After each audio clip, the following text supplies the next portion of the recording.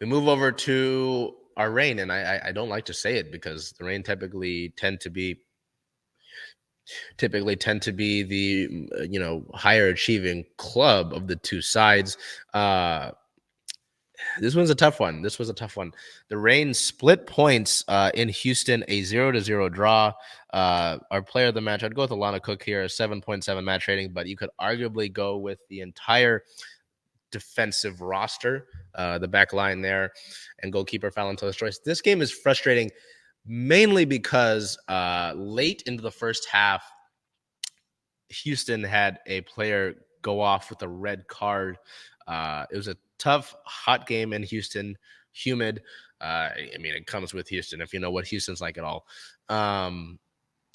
But, again, so you have essentially the halftime break to scheme out how you want to attack a 10-player dash. And then the entire second half, you're unable to capitalize. That's where the frustration is with this one. You're coming off of it's just frustrating, especially with the attack. It is tough to still be without Jess Fishlock. You didn't have Megan Rapinoe for this match. Excuse me. Despite returning from the season-ending injury list, Angelina was not available for this match, so you don't have that attacking midfielder, just Fishlock. You don't have her. Rose Lavelle continues to be out. So, yes, there are some notable injuries. I will say that. But there was more than enough offensive talent for the Reign to have found a goal, to have found points, especially with how hotly contested the top 5 spots in the NWSL are. Washington, funny enough, sits atop the league with 23 points, Portland 22, and then you've got 3 teams, including the Reign, North Carolina, and San Diego, who are sitting at 20. And you really just have to be able, you can't miss out on opportunities like this. That, again, where the frustration lies. You come off that win against Sporting Kansas City. Nope, not Sporting Kansas City. The Kansas City Current. I apologize. That one's on me. Where you're able to get 2 goals. You let up a late one. Frustrating, sure, but you arguably should have won that one. I mean, if we look at the statistics here, ball possession is equal. Wow, you actually got outchanced with 2, which is frustrating. Wow, yeah. So that's why, again, I would go with defensive backline for player of the week. Player of the game for the Reign. Houston had 18 shots, 3 big chances, and miss all of those big chances. The Reign had 8 shots and only had 1 big chance. That is just frustrating. The Reign committed 4 more fouls as well. That's it's just frustrating up and down the board to sort of have that thing, that red card. Coming in the 45th plus 1 minute. So, yes, you had all of halftime to scheme in there, unable to do so. You bring on Nikki Stanton in the 46th minute, which is arguably a defensive move.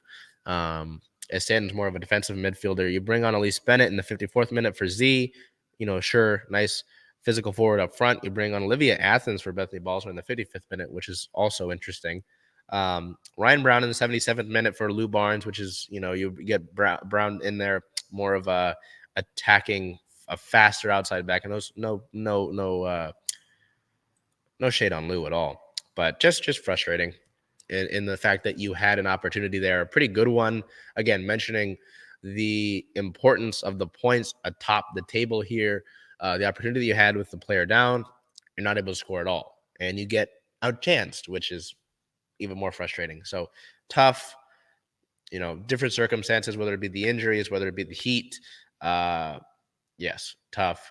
And at the end of the day, the Houston squad is not a bad Houston squad. Former Oil Reign assistant coach Sam Lady is over there with Houston. He's done a good job with Houston this year. So it's not like they were playing nobodies, right? It was a good team, but still an opportunity for you to handle your own destiny there for when playoff time and seeding comes around. So nothing really to report on here. Well, no, I'll go with what we got on Monday with injury-related news. Megan Rapinoe is dealing with a calf injury. I'll get more specificities out here for you. I don't want to just give you the random stuff and not give you exact detail here.